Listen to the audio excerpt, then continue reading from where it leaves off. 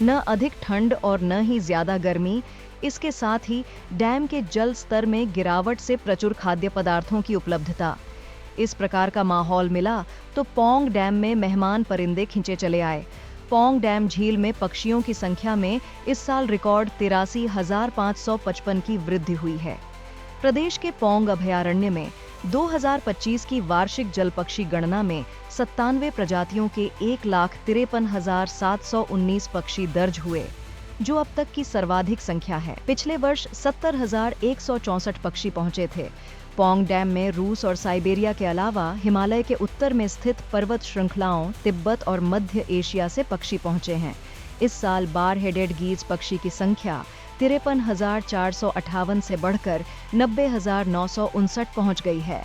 खास बात यह भी है कि इस बार पक्षियों की दुर्लभ प्रजातियां greater white fronted geese, lesser white fronted geese, red crested pochard, ferruginous pochard, pied avocet और नॉर्दर्न लैपविंग भी पौंग डैम क्षेत्र में पाई गई हैं। इस बार जो हमने एनुअल बर्ड सेंसस जो किया हुआ है वो 1 फरवरी को किया है, और इसमें जो अभी जो फिगर इस सेंसस से निकल के जो आंकड़े निकल के आए हैं वो आंकड़े दर्शा रहे हैं इस बार जो हमारा बर्ड काउंट है वो 1,53,719 का है।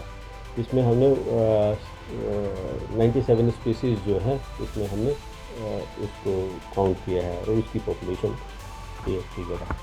जैसे आपको पता है कि हमारे आंकड़े हमारे पास 97-98 से भी आंकड़े हैं, तो उस आंकड़ों को अगर हम देखें तो ये आंकड़े अभी तक हम इस आंकड़े को कभी नहीं छुआ था हमने।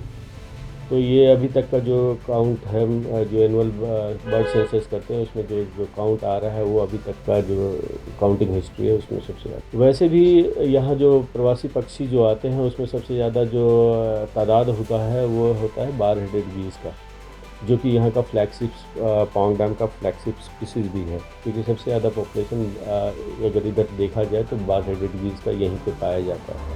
तो इस साल इसमें ही खास करके बार हेडेड गीज़ के केस में ही जो हमारे काउंट है वो इन आंकड़ों को बढ़ाने में इनका जो आंकड़ा है वो सबसे अधिक है।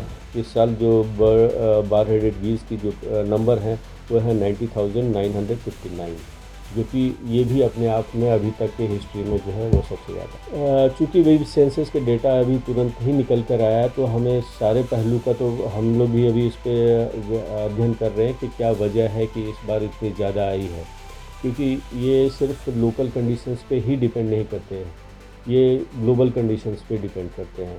तो शायद इसके बारे में डिटेल में कहने में हमें थोड़ा समय लगेगा, लेकिन एक चीज़ तो है कि इस बार जो है जो हमें देखने को मिला वहाँ पे कि उनके लिए ग्रेजिंग ग्राउंड काफ़ी ज़्यादा है, जहाँ पे वो ठहरते हैं, रुकते हैं, क्योंकि इस बार पानी काफ़ी रिसीड कर गया है।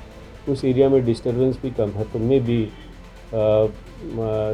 शायद मौसम भी अच्छा है तो पानी रिसीड किया तो घास अच्छे आ गए हैं, तो उसकी वजह से उनको खाने के लिए जो सामग्री चाहिए वो अपार मात्रा में है, इसकी वजह से में भी हो सकता है, ये एक रीज़न हो सकता है।